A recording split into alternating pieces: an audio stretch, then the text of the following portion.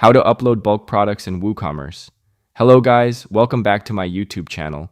In this video, we will see how to upload bulk products in WooCommerce. So first of all, make sure you're logged into your WordPress admin panel. Once you're in the dashboard, go to the products section from the left-hand menu and open the All Products page. Once it opens, you'll see the listed products. If you want to add bulk products, you will find an option called Import. Click on that option. Now, a new page will pop up on the screen where you can start uploading multiple products. From here, you need to choose a CSV file that contains all your product data. If you want to update existing products, you can check the box labeled Update Existing Products. Once your file is selected, click Continue. Next, you'll see the column mapping screen.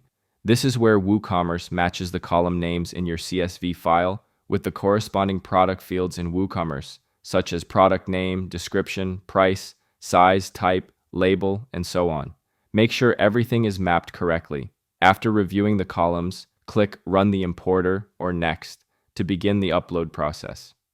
Once the process is complete, your bulk products will be added to your WooCommerce store.